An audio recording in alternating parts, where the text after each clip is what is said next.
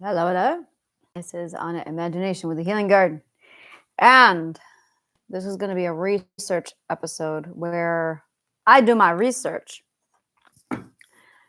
and I delve into this awesome world that is. This is the world of Mesopotamia.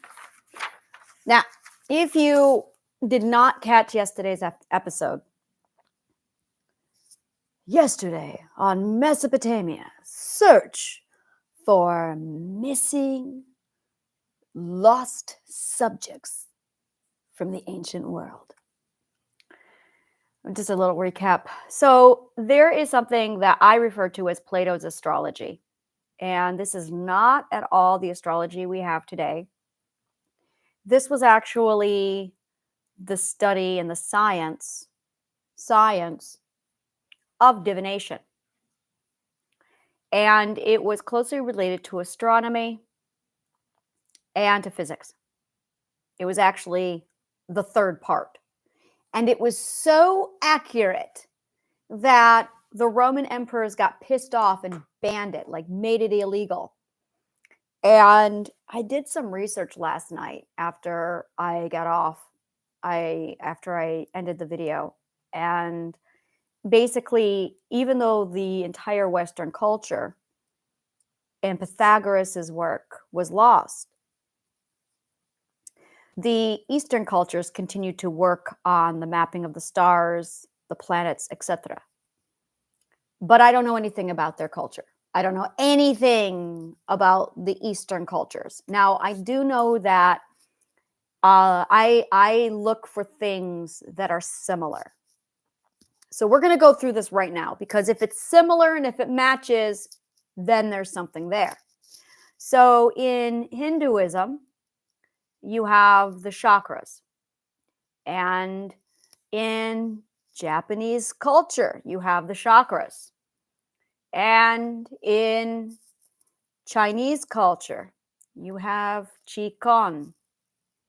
And in Japanese culture, you have Tai Chi. Actually, you have the Qi.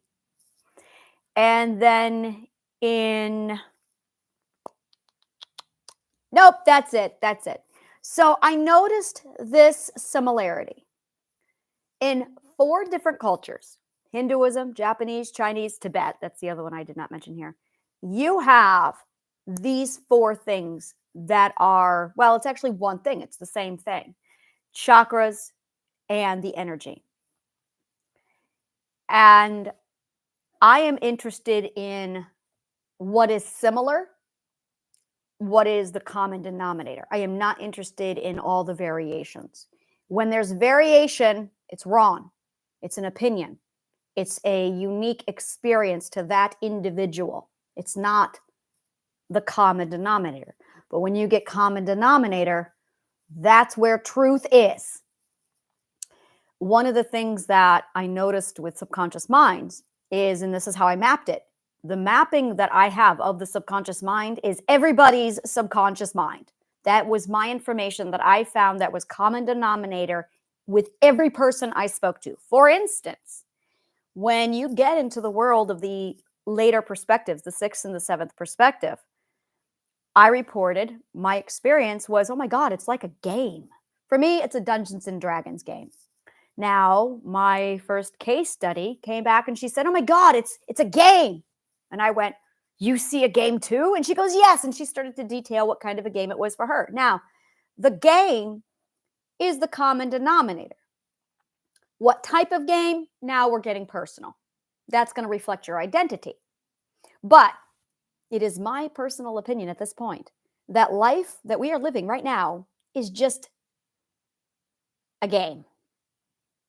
Personally, I think it is the game of a 5-year-old god girl who says, I'm bored because I have all of eternity and I'm alone because I'm a oneist. So we're going to play a game because that's what 5-year-olds do. So this is a game. And we are all playing a game because we're all bored. Which kind of game? Depends. But so far, everyone I've spoken to reports we're all playing a game. Every one of us. It's extraordinary.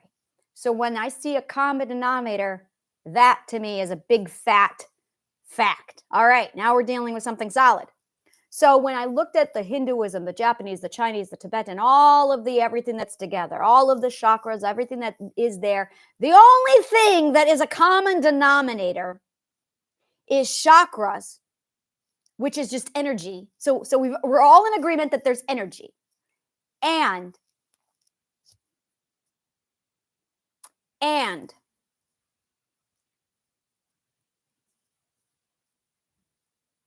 there was one other thing that I noticed was a common denominator.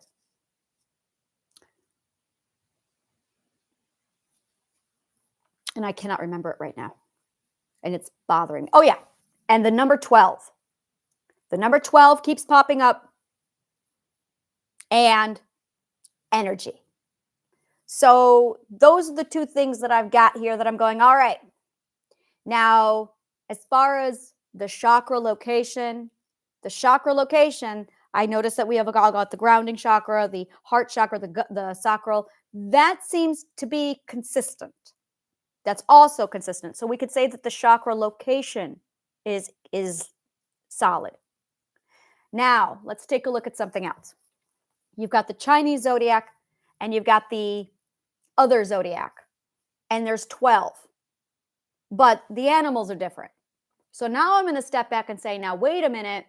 12 is consistent, which 12 also aligns with the circle of fifths. 12 aligns with the clocks. So I'm seeing that.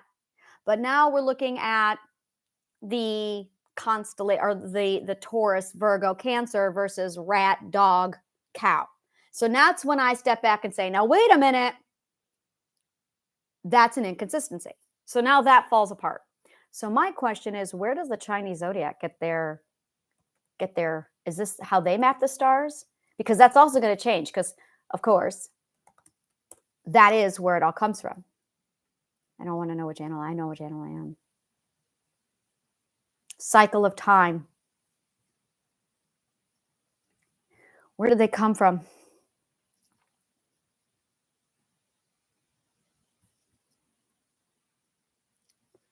I have pain in me. I don't like having pain in me. Oh, it's grief. All right. Okay, here you go. Here we go. Wikipedia. Chinese zodiac. Chinese calendar. 12-year cycle. See, 12 again. This is what I was looking for. The animals of the Chinese zodiac are not associated with constellations spanned by the ecliptic plane. The Chinese 12-part cycle corresponds to years rather than months. The Chinese zodiac is represented by 12 animals. Okay, here you go. Here's a little bit more here. Despite the implication of the etymology of the English word zodiac, which derives from zodiacus, the Latinized form of the ancient Greek cycle of animals. Not associated with constellations spanned by the corresponds to years. So how did they map it? See, I want the history of it. Sexagenary cycle.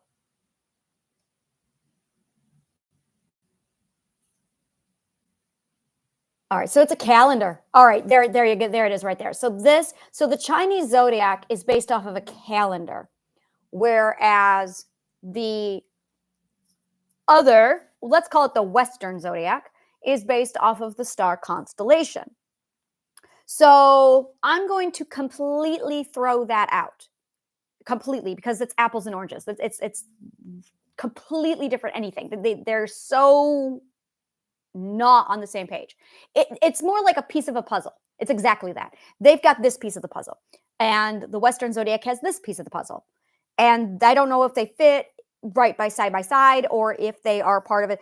They're definitely pieces of the puzzle, but they are not an interpretation of the same thing. So, and because I don't know anything about that, I can't, that's not what I'm here for. I've never been interested in anything Eastern culture. So I'm going to completely disregard all of the Chinese zodiac for this project, because my project is getting to Plato's astrology, which had nothing to do with the Chinese zodiac. Because whatever the hell Plato was teaching in his University of Alexandria, in his academia, It was absolutely, it was the core of divination that was so accurate that it scared the Roman Empire. So that's my question. Now, we already established yesterday that his astronomy was based off of the center of the Earth, or the Earth being the center of the world, geocentric, as opposed to heliocentric. And I'm going to go back to Mesopotamia.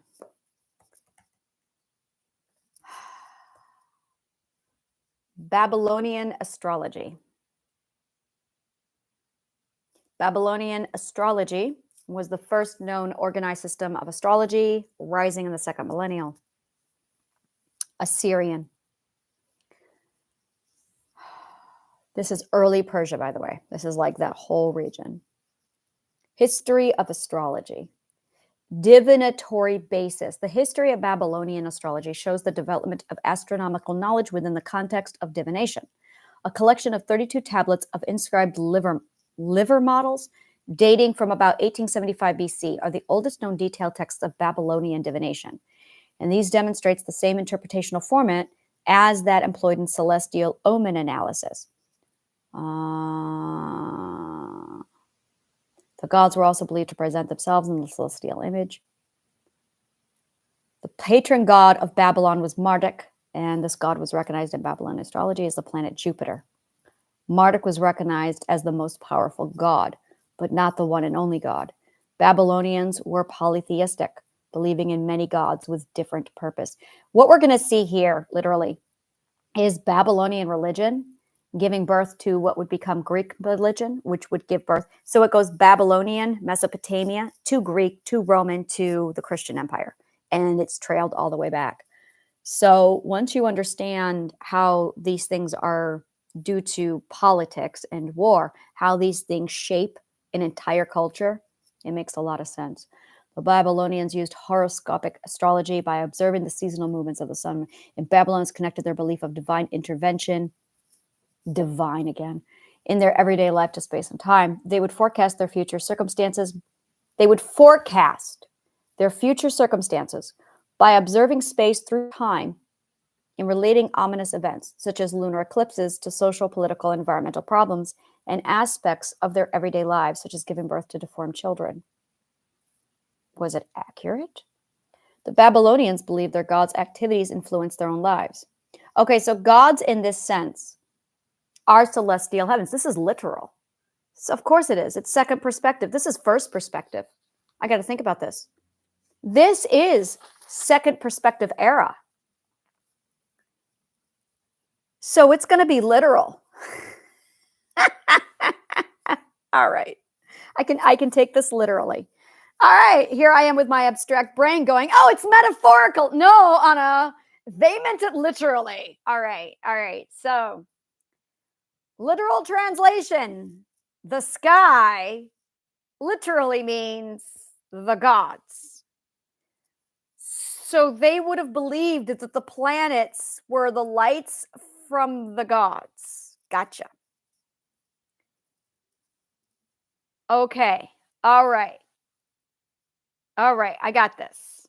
And the stars were literal gods, which is why in all the early depicted paintings you see all of the gods lit up in halos of light.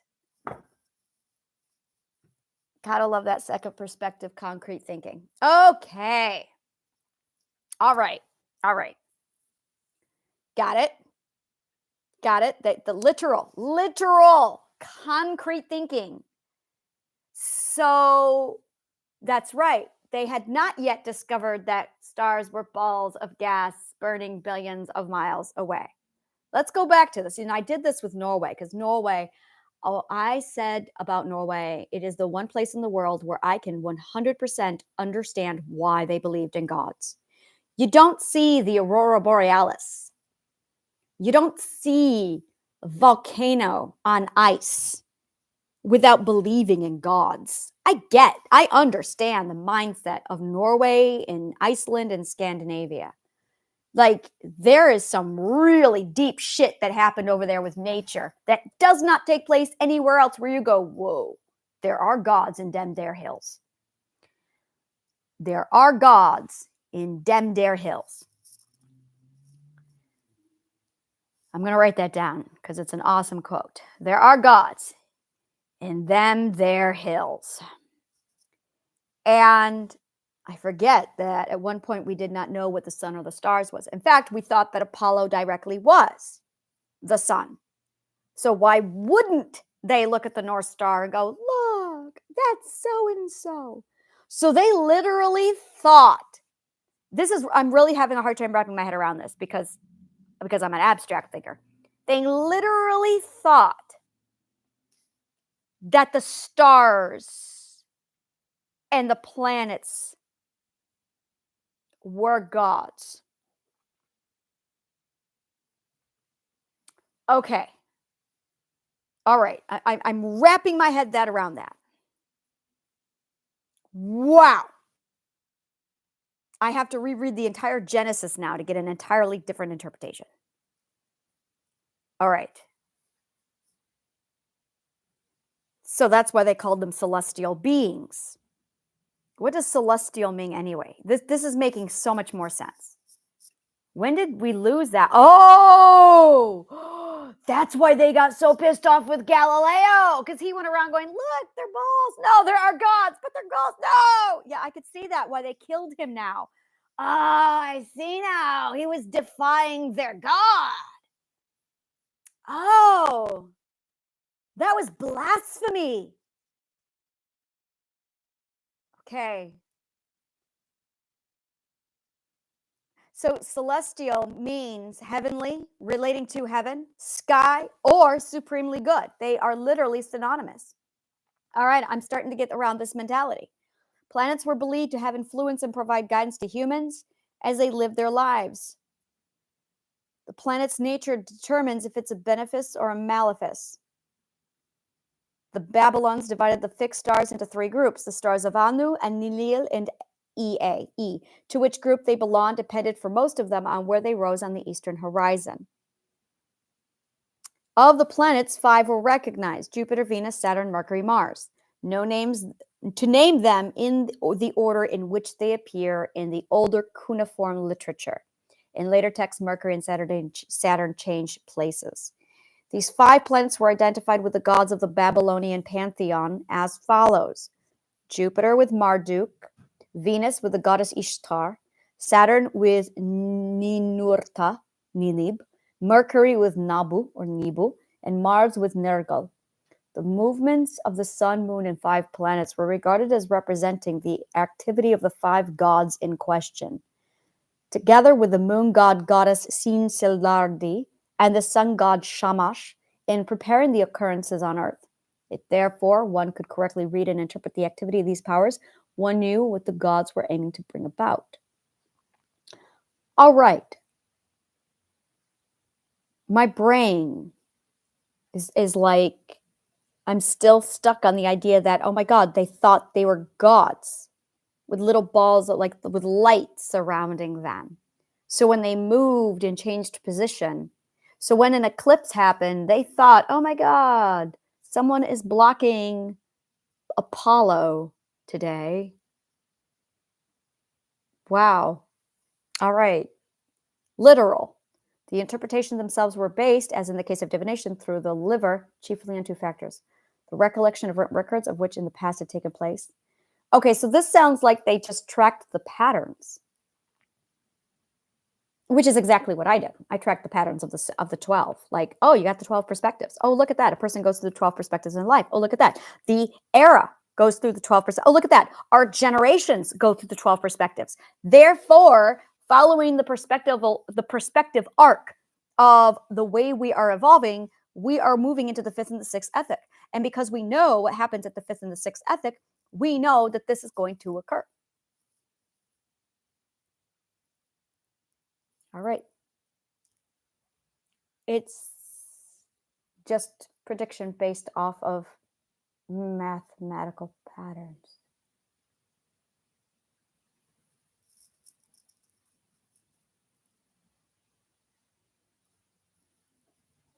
It's just prediction based off of mathematical patterns,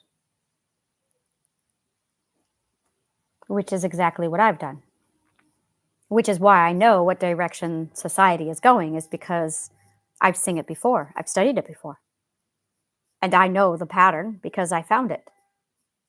And I went, oh, look at that. Every human being goes through this. Oh, look at that. Every culture goes through this. Oh, look at that. Every society goes through this. And that's exactly what logical deduction is it's just mathematical prediction based off of pattern. It's really anticlimactic, isn't it? Because we are energy, which is just mathematics. This is going to be really short-lived, and the mystery of this is going to be really simplified, and suddenly it's really boring because it's just predictable mathematical patterns. I was hoping this would have taken me like 6 weeks of just intense research, and I'm going, it's just the prediction of mathematical patterns. Astrology was also incredibly important in a practice known as astromedicine. According to calendar texts discovered belonging to Masamosu priest in the late Babylonian period of Uruk, named, I cannot pronounce that word because it's in a different language, different remedies are created for patients for different days depending on the date.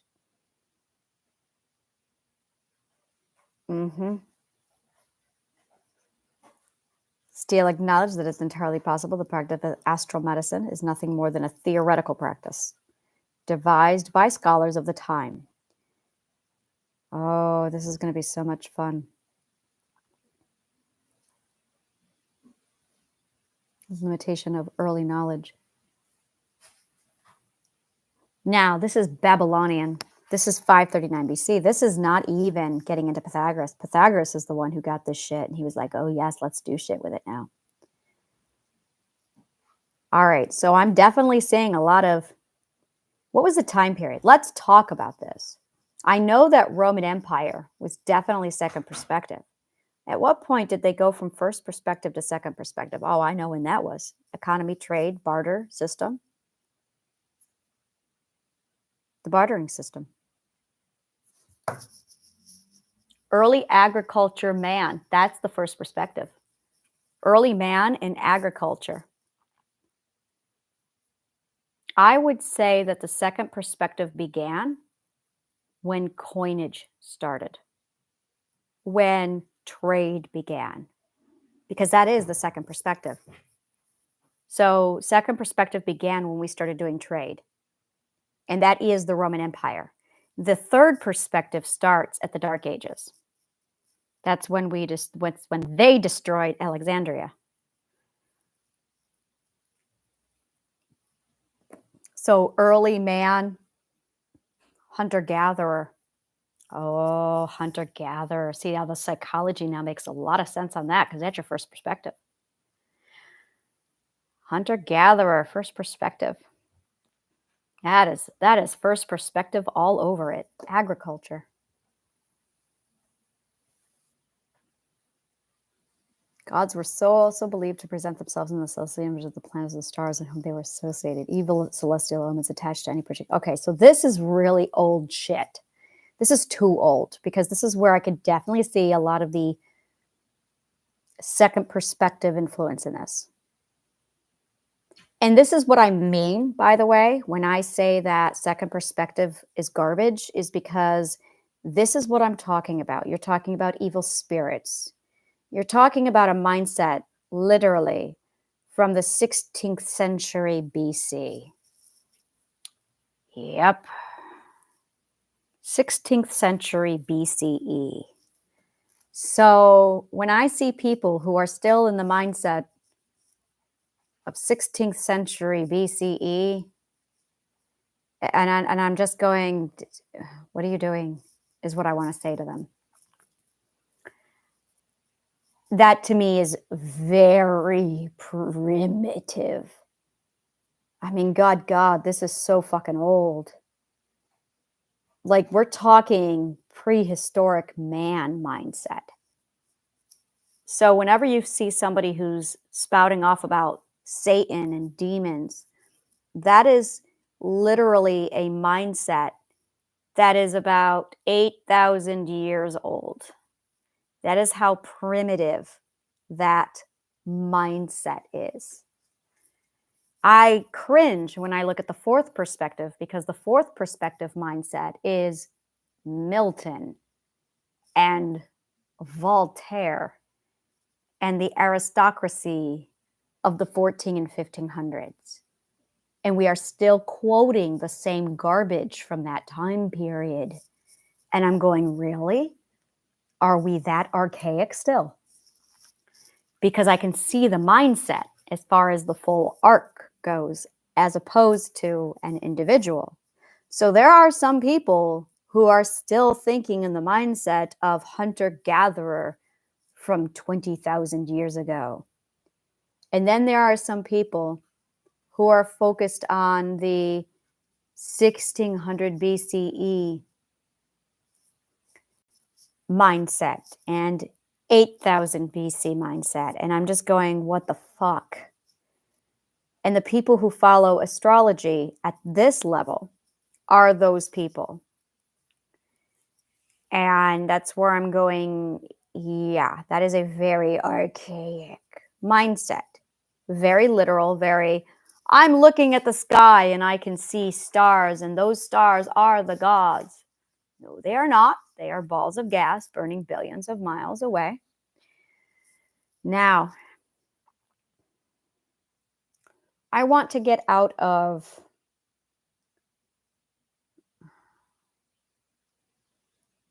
among Western Eurasian peoples, the earliest evidence for astrology dates from the 3rd millennial BC, with roots in calendrical systems. Why did this have to make it so hard? Babylonian astrology. Let's go on to Mesopotamia. Hellenistic Egypt. In 525 BC, Egypt was conquered by the Persians, so there's likely to have been some Mesopotamia influence on the Egyptian astrology. Arguing in favor of this, historian Thompson Barton gives an example of what appears to be Mesopotamian influence on the Egyptian zodiac, which share two signs, the balance and the scorpion, as evidence in the Dendera zodiac. In the Greek version, the balance was known as the scorpion's claws. After the occupation of Alexandria the Great in 332 BC, came under Hellenistic rule and influence. The city of Alexandria was founded by Alexander after the conquest and during the 3rd and 2nd centuries. The Ptolemaic scholars of Alexandria were prolific writers. It was in Ptolemaic Alexandria that Babylonian astrology was mixed with the Egyptian tradition of decanic astrology to create horoscope astrology. This contained the Babylonian zodiac with its systems of planetary exaltations, the triple cities of the signs and the importance of eclipses, along with its incorporated the Egyptian concept of dividing the zodiac into 36 decans of 10 degrees each, with an emphasis on the rising decan, the Greek system of planetary god sign rulerships in the 4 elements. The decans were a system of time measurement according to the constellations. That's why we have 4 seasons. They were led by the constellation Sothis or Sirius. The risings of the decans in the night were used to divide the night into hours. The risings of the decans in the night were used to divide the nights into hours.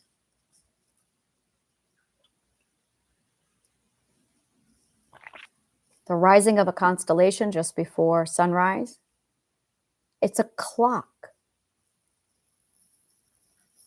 It's a massive clock. It's just a clock. What a stunning clock. All the stars and all the planets. It's just a clock.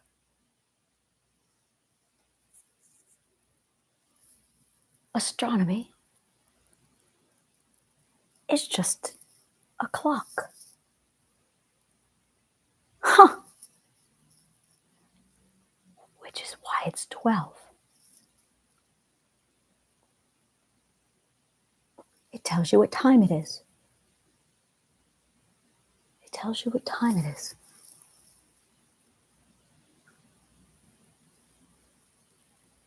I mean, on a very primitive level. The winter solstice is tomorrow. There are 4 solstices.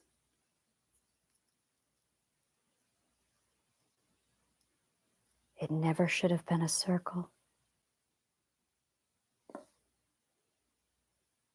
It should have been a triangle.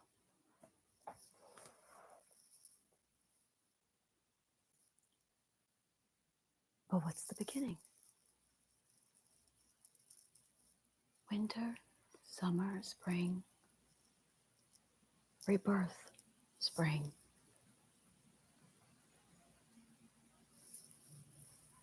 Summer, solstice, autumn, equinox.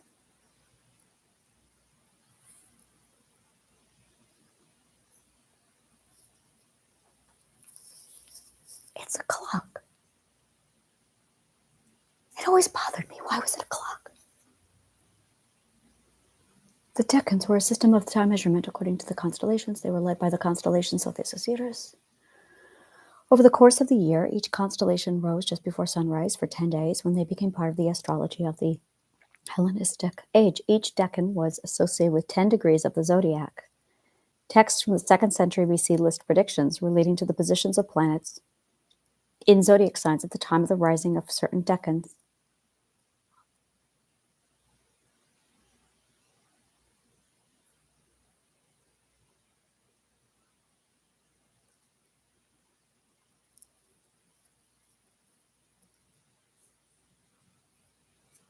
How do I know?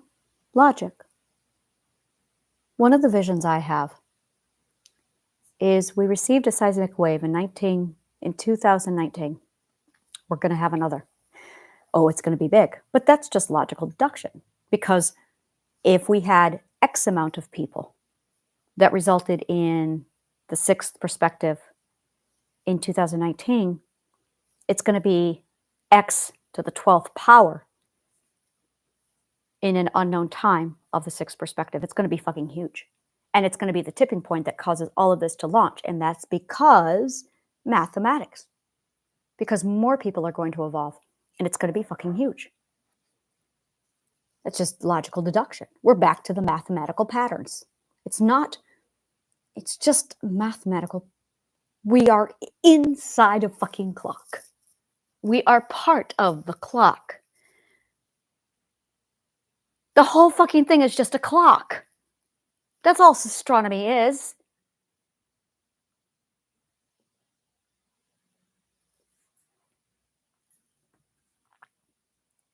The energy.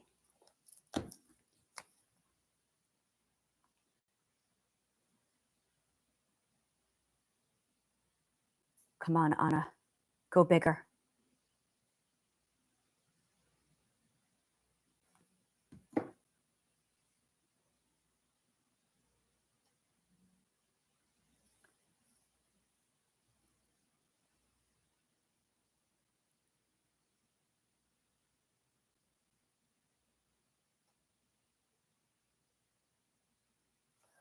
Spiral dynamics.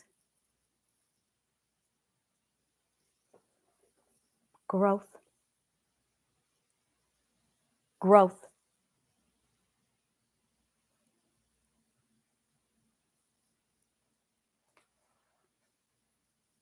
Mathematical.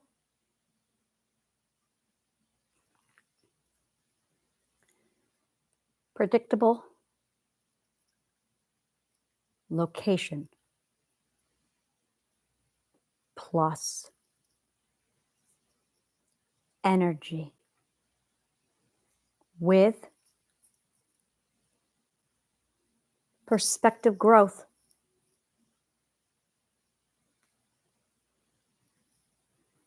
equals expanse.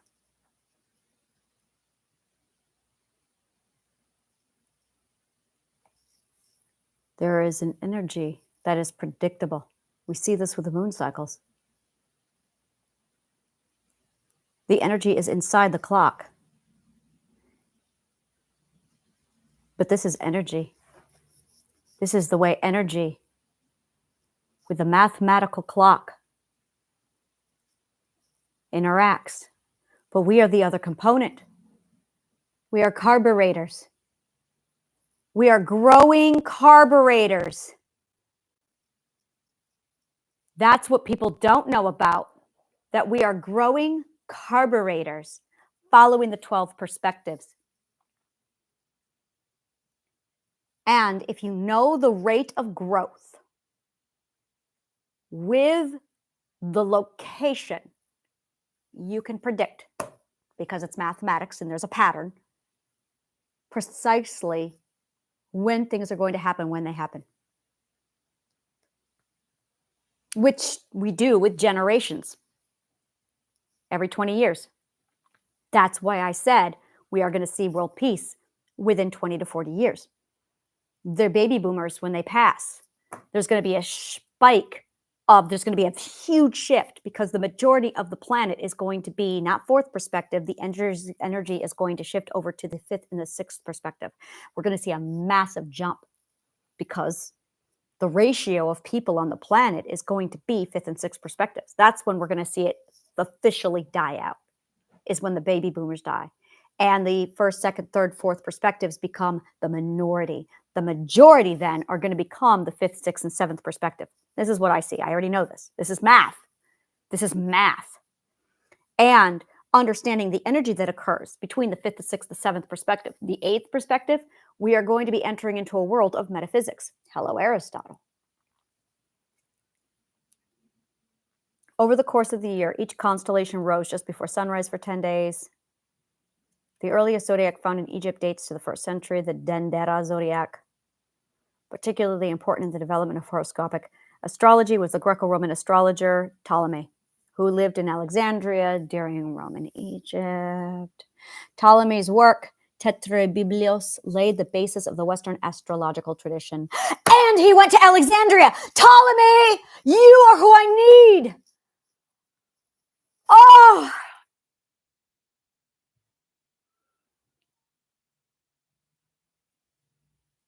My God.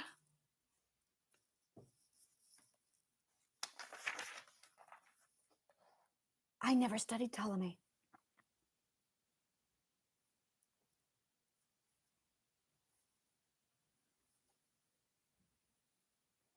Wrote an astrological treatise in 4 parts, known by the Greeks of Tetrabiblios, 4 books, or by its Latin equivalent, Quadripartitum. Quadripartitum. Its original title is unknown, but may have been a term found in some Greek manuscripts. Apotelaschematica Biblia, roughly meaning books on the effects of outcomes of prognostics. As a source of reference, the Tetrabiblos is said to have enjoyed almost the authority of a Bible among the astrological writers of 1,000 years or more. It was first translated from Arabic into Latin by Plato of Tivoli, Tiburtinus, in 1138 while he was in Spain. Why did it survive Alexandria? Well, I know that answer. I did the research for my book. Because they knew they had tried to burn Alexandria for like 100 years. It had undergone like 7 fires. So they knew. So they had already started to drain the libraries, the books out of Alexandria at this time, which is why we have so many documentation, is because they foresaw it.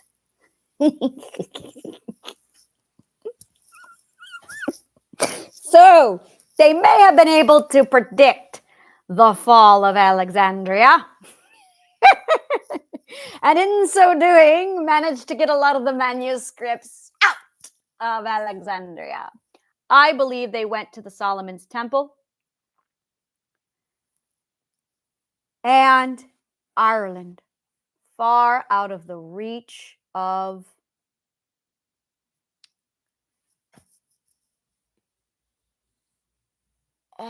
you beautiful people. Far out of the reach of Rome. Because the scholars at Alexandria knew about the downfall. So they leaked the God Code, which is why Solomon's Temple and Ireland. Now I know about the bards of Ireland, and they were not what you think they are. And the Druids, done a lot of research on the Druids, the bards and the Fili, Ireland and Solomon's Temple. That makes so much sense. I did this research back in 2006. I did not realize that they had the ability of mathematical divination.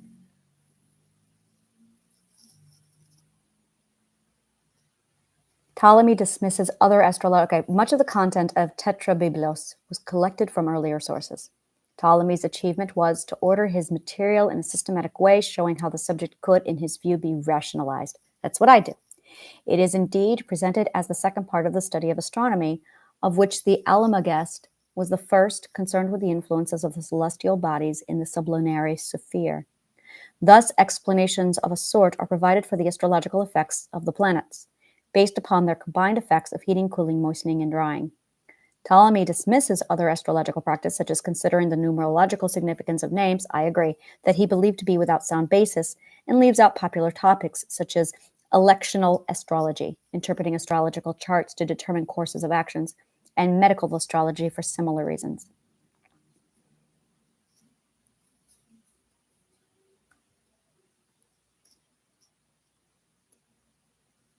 The great popularity that the Tetrabiblos did possess might be attributed to its nature as an exposition of the art of astrology and as a compendium of astrological lore rather than as a manual. It speaks in general terms, avoiding illustrations and details of practice. A collection of 100 aphorisms about astrological, called the Centiloquium, ascribed to Ptolemy, was widely reproduced and commented on in Arabic, Latin, and Hebrew scholars, and often bound together in medieval manuscripts after the Tetrabiblos as a kind of summation. It is now believed to be a much later pseudepigraphical composition. The identity and date of the actual author of the work, referred to now as Pseudo-Ptolemy, remains the subject of conjecture. Ptolemy wrote a work entitled Harmonicon, known as the Harmonics on Music Theory and the Mathematics Behind Musical Scale, in 3 books. It begins with a definition of harmonic theory, with a long exposition on the relationship between reason and sense perception and corroborating theoretical assumptions. After criticizing the approaches of his predecessors and how Pythagoras believed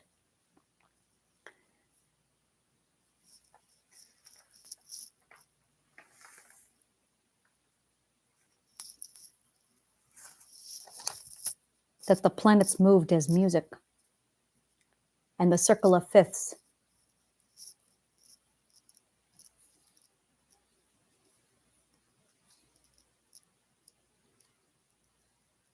No, it has to be a triangle.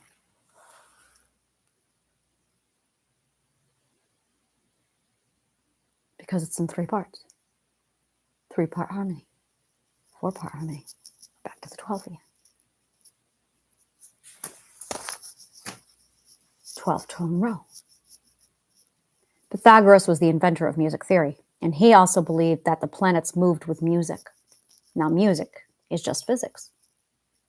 It's just frequency. Frequency, music, energy.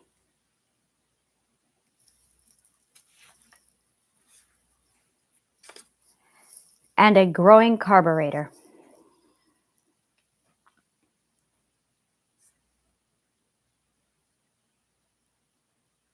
Set to 12.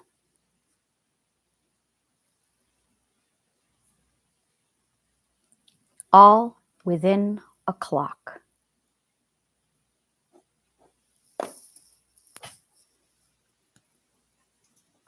Music, frequency, energy, physics. Physics is the frequency. The clock is the map. Back to another triangle. We have the physics and the map. What are we missing?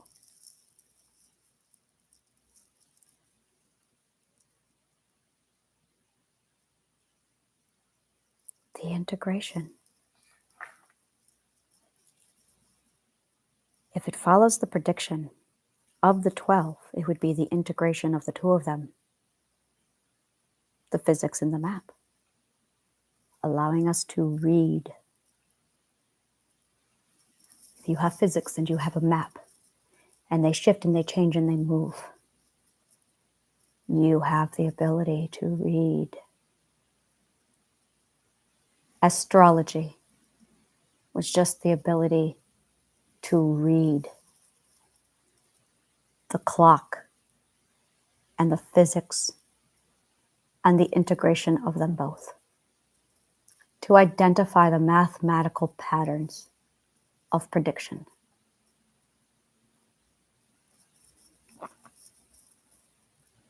Ptolemy introduces the harmonic canon, an experimental apparatus that would be used for the demonstrations in the next chapters, then proceeds to discuss Pythagorean tuning. Again, we're back to the 12.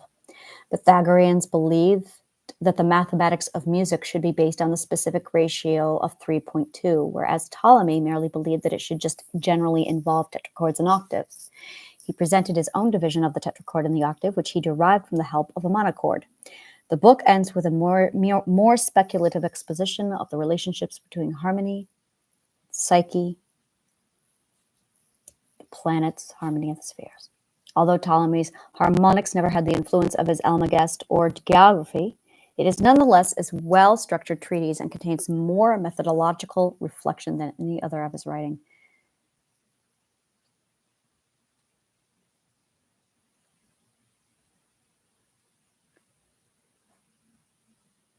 We've done this before.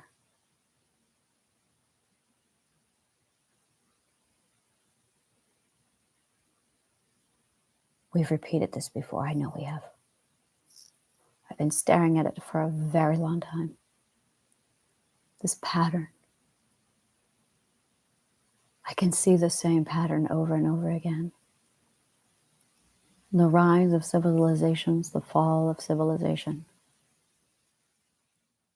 The fear of the unknown. The mysteries of the universe as we unfold them. The wars that unfold for the control because we lack a definition of the self. And then we define the self. And then we forget the self. And every time we forget the self, we plunge into another dark age. Over and over again on repeat. The Greeks had something referred to as the Golden Age. It was a time of peace. There was no world war.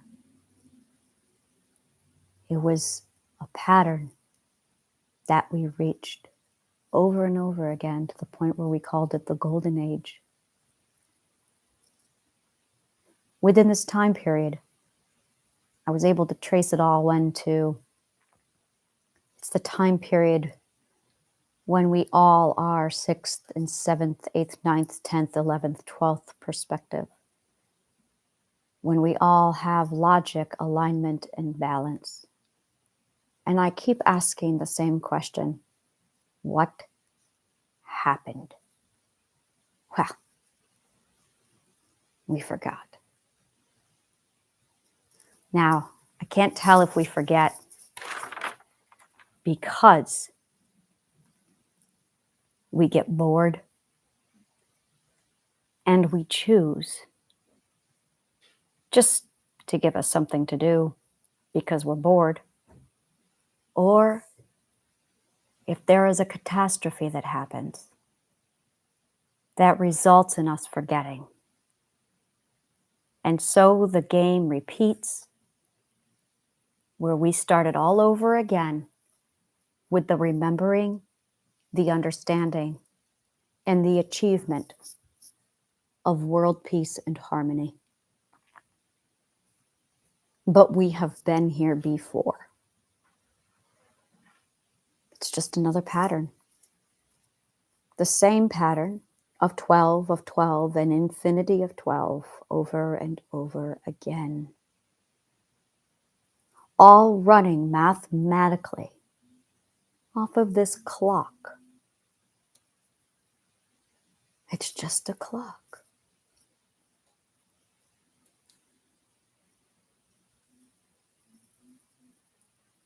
An infinite clock of mathematical repetition.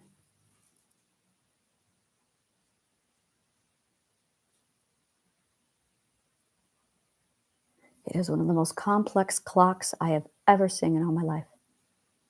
And every one of us is a growing carburetor inside of this clock.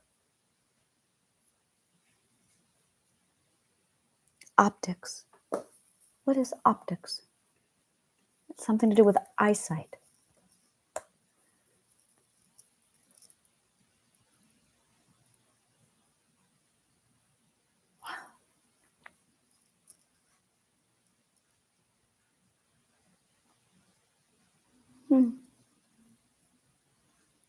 Physics.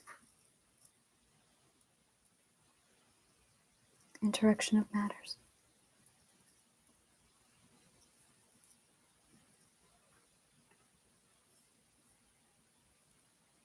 The Optica, known as the Optics, is a work that survives only in a somewhat poor Latin version, which in turn was translated from a lost Arabic version by Palermo in the 1100s. In it, Ptolemy writes about properties of sight, not light, including reflection, refraction, and color. The work is a significant part of the early history of optics and influenced the more famous and superior 11th century book of optics by Ibn el-Haytham. Ptolemy offered explanations for many phenomena concerning illumination and color, size, shapes, movement, and binocular vision. He also divided illusions into those caused by physical or optical factors and those caused by judgmental factors. The work is divided into three major sections. The first section,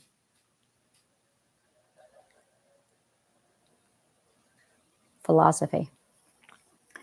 Although mainly known for his contributions to astronomy and other scientific subjects, Ptolemy also engaged in epistemological and psychological discussions across his corpus. He wrote a short essay entitled On the Criterion and Hegemonikon, which may have been one of the earliest works. Ptolemy deals specifically with how humans obtain scientific knowledge, the criterion of truth.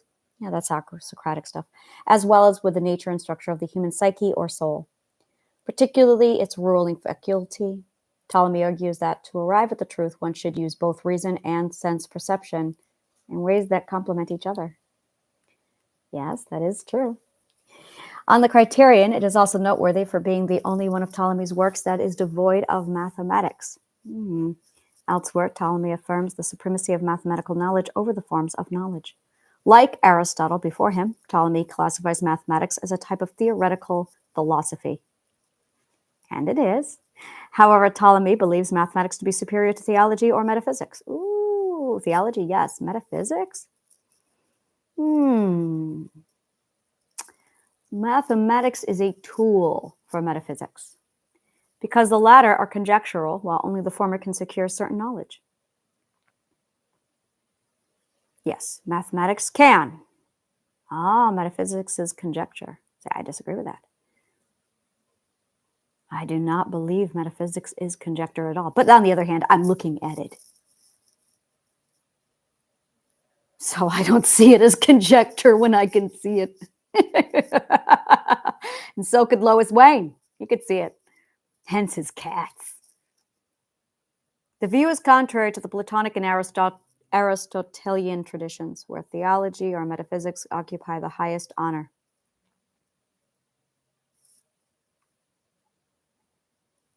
I disagree. There was no hierarchy. Ptolemy, it was all equal. That's what Plato taught. Ptolemy is wrong. Theology or metaphysics occupied the highest honor. They were all the same. They were all as importantly equal. Did he not complete the sixth perspective of equality? Despite being a minority position among ancient philosophers, Ptolemy's views were shared by other mathematicians, such as Hero of Alexandria.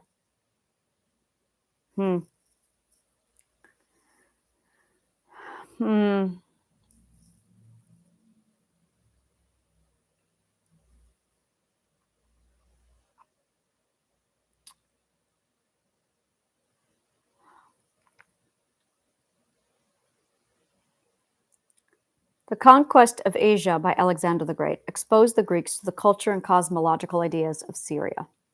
Babylonian, Persia, and Central Asia Greek overtook cuneiform script as the international language of the intellectual communication, and part of this process was the transmission of astrology from cuneiform to Greek.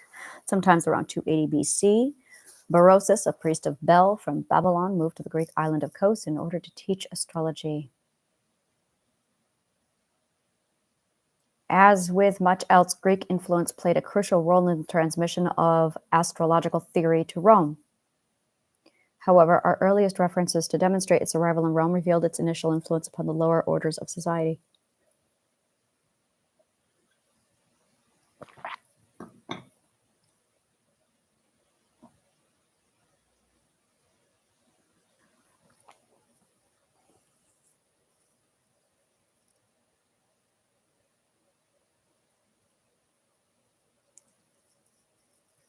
But they mapped the stars as they looked on Earth. Did they take into account the position of the Earth in relationship to the clock? It would have altered the entire map. They had the wrong map. But they had enough information that they were still able to mathematically predict the energy. It's an energy of the map. I need to study Tesla. Can we measure energy?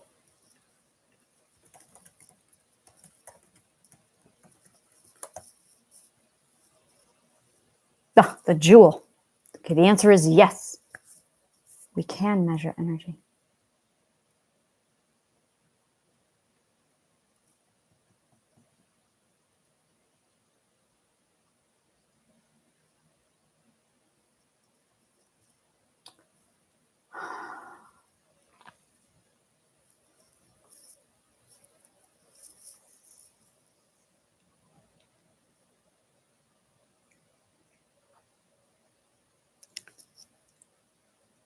When we have an emotional state, it releases a positive or a negative charge. Being aligned and balanced is finding your neutrality zone. Imagine that you are a quark or an electron, well, an atom. And you have a positive charge, electric charge. Well, you are an electron, you have a positive charge, a neutral charge, and a negative charge. And you need to balance out the positive and the negative karma so that you have a neutral charge. When you have found your alignment and your balance, what you are actually doing is locating your neutral charge so that you are neither positive nor negative, you are neutral. When you exist in a state of neutrality, you are Zen. And when you plug into the electromagnetic field, you are unaffected by all of the energy around you. All I want is for everyone to get in their places. Everyone needs to just get in their own story. Keep everybody out of their own story. Find your space on the universe and align. That's all of us have to do. And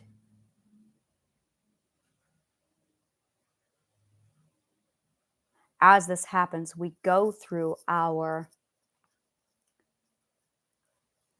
energy just expands and it grows. I want to know our growth rate. Now, the growth rate is unknown. So we are growing carburetors, but how much we're growing is the unknown. So we can map out the clock.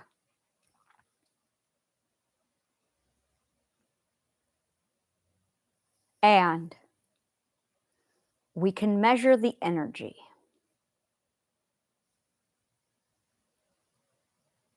And we could definitely find the correlation of the clock to the energy. And when we put in our growing carburetors, if you consider our rate of death, our rate of birth, and our education, once our education is corrected, we should be able to predict our rate of growth, and that will then become defined. When that happens, we will be able to determine precisely what the energy output is of each carburetor to each mapped location.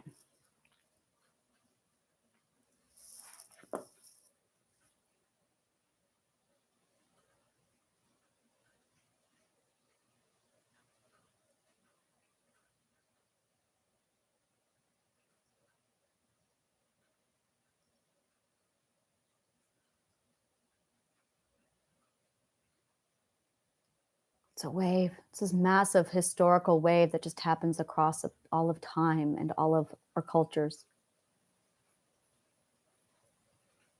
A government comes to power, Rome. The people usurp. The government retaliates and suppresses the people. In Russia, the government rises to power. The people usurp. In France, in Scotland, in Ireland, the government suppresses and rises to power. The people rise up and retaliate. The government retaliates. In America, the people rise up. The government is born. There's imperialization. There's genocide.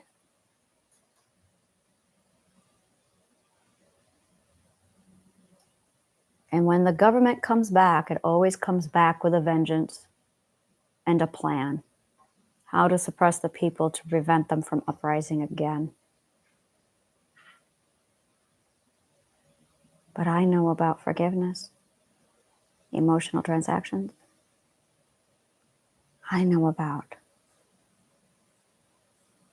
being vulnerable and the importance of not governing a people,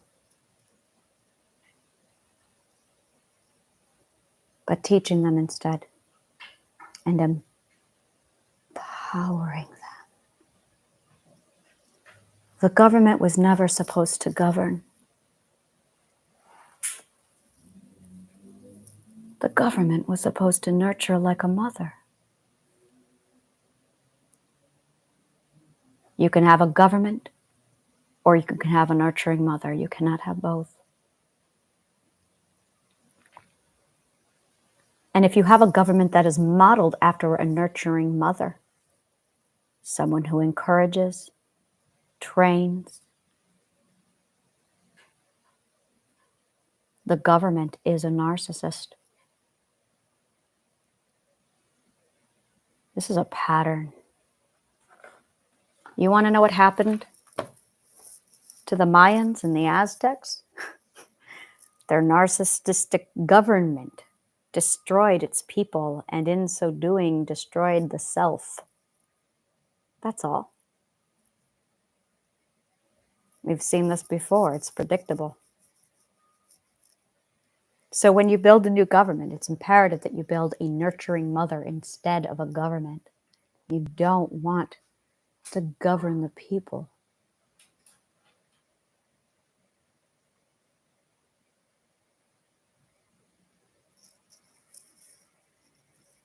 This is all about authority, power, and control. And everyone taking turns to outsmart everyone else. Authority and power and control. That's really what this is all about, over and over again.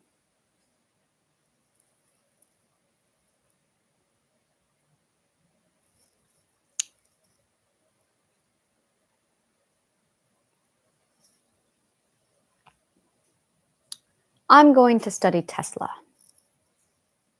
and physics and astronomy. There is no third subject of astrology. There isn't. Astrology is just the integration of physics and astronomy. That's all it is. That is all it is the integration of physics and astronomy. But physicists today do not take into account that the human psychology is a carburetor and that emotions are physics.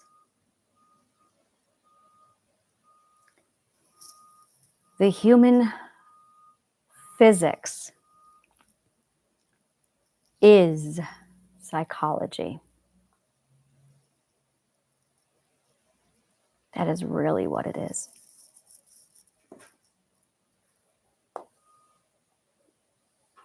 It's understanding the emotional law of physics. Understanding how emotional law of physics translates into human energy.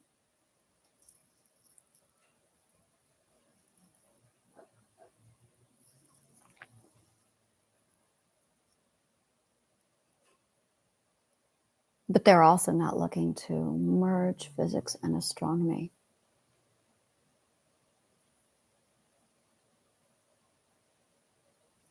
You have to look for predictable mathematical patterns here on Earth through the measurement of the energy. Now, you also have to understand psychology. And they also do not have the 12 ethical perspective stages of growth. That's vital to all of this.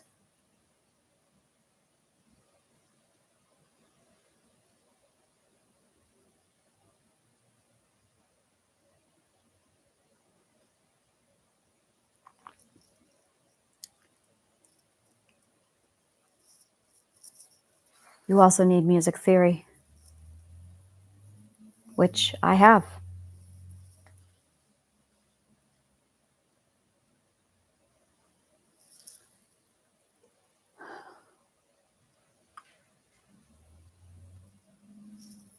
All right.